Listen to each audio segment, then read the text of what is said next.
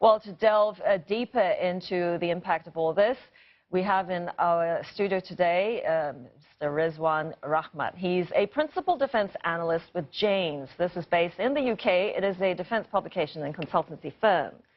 Ridzwan, many thanks for coming into our studio today. So $716 billion for defense spending. Those are very big numbers in absolute terms. But set into context for us, what percentage of GDP, what does this really represent? You know, what does it tell us about U.S. strategic policy? All right. If we put it into perspective, 717 billion may seem like a big amount, but it was 700 billion last year. So if you were to compare it with this year, adjusting for inflation, it's only about an increase of 2%.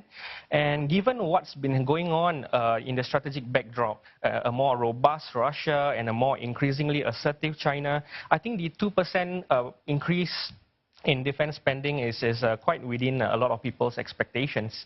But I think what I take most from this particular act is that it signals a shift in the U.S. strategic policy from that of counterterrorism to one of containing Russia and China.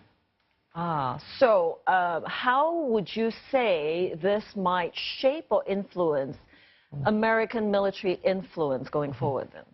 Yeah, so I think previous budgets have tended to focus on counter-terrorism activities like its U.S. deployments in the Afghanistan, Islamic State deployments. All those are going to continue with this new act. But I think it's quite interesting to see that there's going to be a lot more sustainment of troops in NATO, in Europe, which is obviously geared at deterring Russia.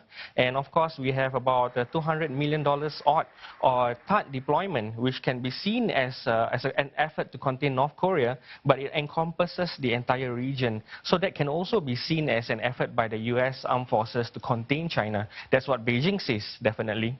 Yeah, so I think American military influence in the region is going to grow with the introduction of this act.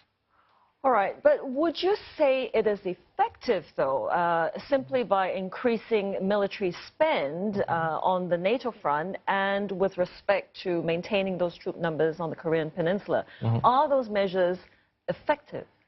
It's not. It's going to be a double-edged sword. There will be a two-pronged strategy for this Defense Act as I see it.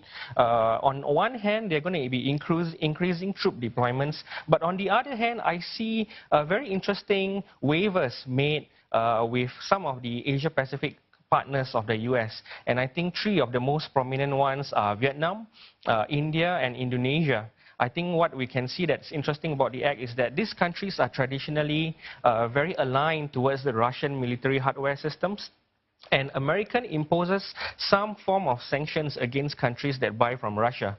But for these three countries, some provisions in the act allow for a waiver of these sanctions to be leveled against the three countries. So it shows that in a part of the act is trying to, there's a part of it where it's trying to build relationships instead of just troop deployments. Specifically, would you say this is to fulfill promises already made to U.S. allies in the Asia-Pacific, or is it the promise of future fulfillment? Perhaps it is a fulfillment of promise made by previous administrations. We've heard phrases like the rebalancing into or repivot into the Asia-Pacific region.